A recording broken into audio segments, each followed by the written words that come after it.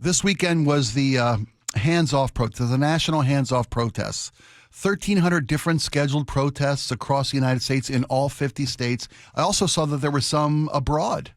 Cities like London, like Lisbon in Spain and Portugal, all these different international cities frustrated and unhappy with the Trump administration's actions and policies in the first 70-some days of the Trump administration. I myself went out and took part in one of these local demonstrations in my community of Edmonds, Washington. Yeah. Okay. Did you make up a sign, or did you just raise your fist and shake it at the air? I made a heart sign and then threw my hand straight into the air about 45. Oh. No, I'm kidding. I'm not kidding. Could have been misinterpreted It may have been misinterpreted. No, I didn't take a sign. I took my camera and I took some photos and I met some people and I tried to talk to as a lot of people as I could. I didn't wear the KIRO call letters. I didn't wear my KIRO branded clothing because I didn't want to be, first off, vilified as the man. I know sometimes reporters these days of any stripe can be approached with resentment from both sides of the ideological spectrum. So set the scene. What was the atmosphere? What did people say when you talked to them? First off, none of them seemed to be paid to be there. I saw numerous recounts of the protests coast to coast and around the globe. That they weren't valid concerns. They were paid agitators from George Soros or whomever. And then somebody posted on social media what's the business? The business where you find jobs for people. It's a national recruiter. ZipRecruiter had an ad out for want to protest this weekend. It pays this much money. And that was the validation to say that 5 million Americans took to the streets because they were paid to do so, that no one had valid concerns. It's really easy for anybody to put an ad on ZipRecruiter saying you want to be a paid protester. It doesn't mean anybody was or is. I don't know if they were or not. There may have been people who were incentivized to go out there and rally against the Trump administration. But I can guarantee that the vast majority of the people I saw on the streets of Edmonds, and probably the vast majority of people who were downtown at the Seattle Center or who were in even as far as Clay Elum. I heard John Curley tell me that there was a little protest in Clay Elum.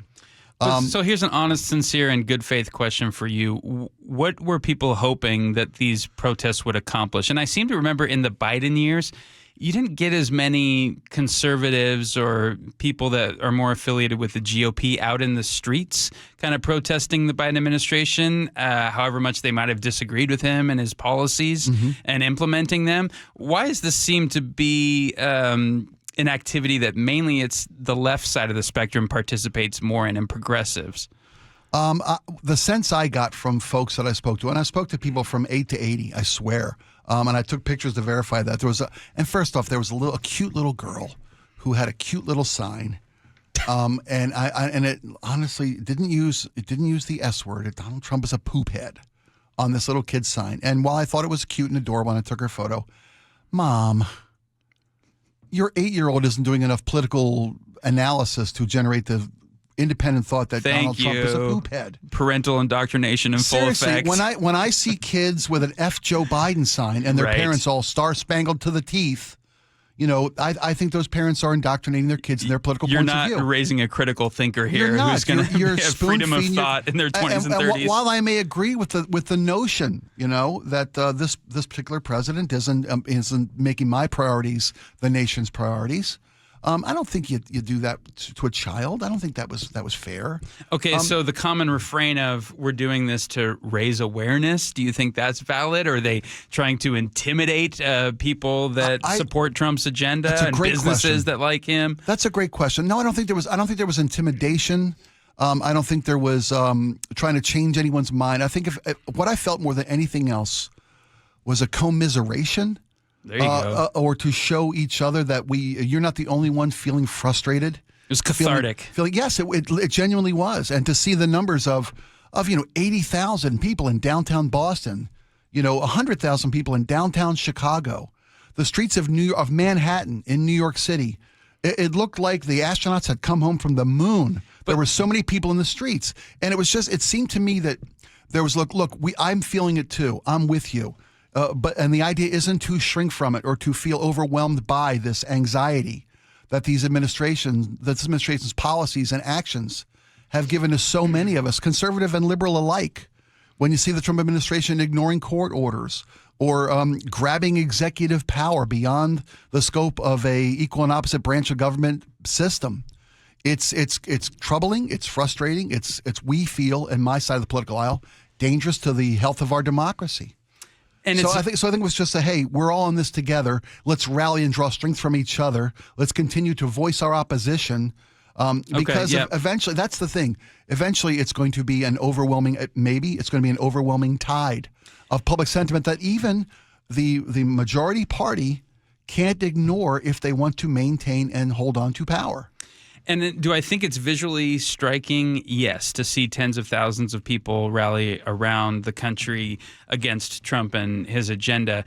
Do I think it's impactful? Yes, I think to a degree. But what do I think is even more impactful? I think the will of the voters. Well, and I think that's the difficult scenario right now, is that the country, when they had a chance to not put Trump back in power, decided that they were going to give him a second chance, and almost every district in the United States of America turned more to the right.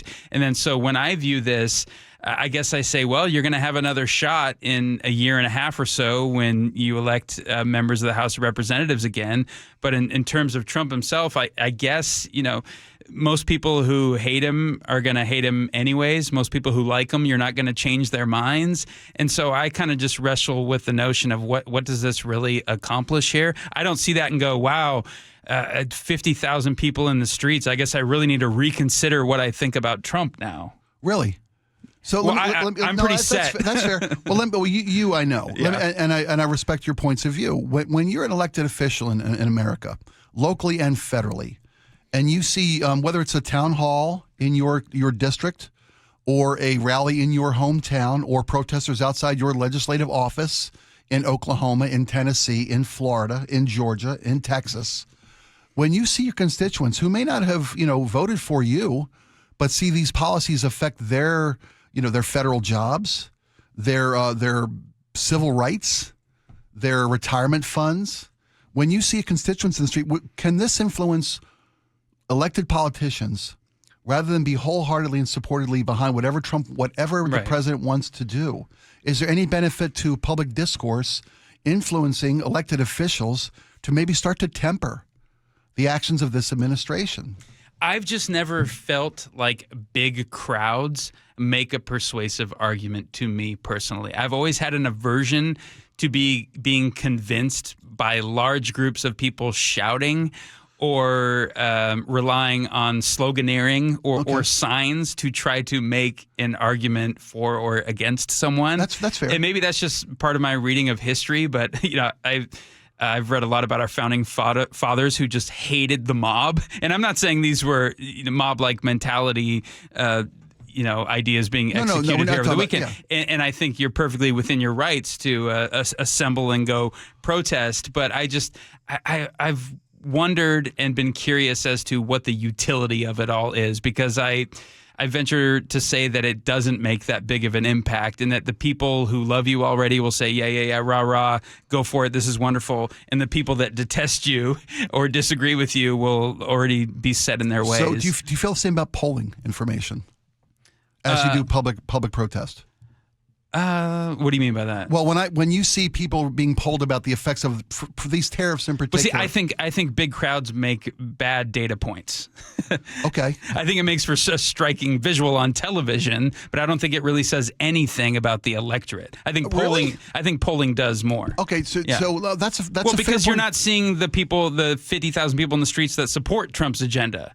You see what I'm saying? Are there that many? Well, okay, that's fair. There's probably more. That's what I'm saying. Fair. He won the election. Well, he won the election with what? The conservatives won the House. They won the Senate. They have the Supreme Court. So there's a very big silent majority that is not out there making a lot of noise. Well, they're busy running the country. To my point about the people in the streets not just being Democrats, but being conservative Republican voters who aren't happy with the acts of this administration.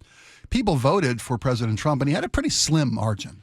It was 2 million in the popular vote. It was all 7 swing states, but it was 1.5% of the American population who voting for Donald Trump. More people decided not to vote at all than voted for Donald Trump. It's not the mandate they claim it to be. Right. But a lot of these people were convinced by Donald Trump that Project 2025 was an extremist point of view. He disavowed himself of it. He had no intention of implementing it, and yet here we are less than 80 days in, where most of the tenets of Project 2025 have come to attempted fruition. They've been, is that fair to say, they've been put into play? Flooding the zone. Flooding the zone. So when, if people who are voted, people who quote unquote voted for this are taking to the streets to let their elected officials know, if not Donald Trump know. Donald Trump wants to be popular above all else. His popularity and his need to be liked by people above all else is pretty well documented. If 5 million people take to the streets, it's easy to dismiss them as paid operatives. That's convenient and handy for Trump's ego. I don't think anybody with a common sense bone in their body really believes that the people who took to the streets this past weekend were paid agitators. No, I don't think the majority of them were by any means. So if polling comes in from people that the policies of deportation and then dismissal of due process and ignoring the verdicts of the judiciary branch of government are going to be the norm of the Trump administration, if polling comes in that says 65% of Americans are against this, is that enough to sway our elected officials and maybe the president himself to back off from some of these tendencies? Or are they, much like I thought the city council, maybe trying to just ram it through while they can? Right.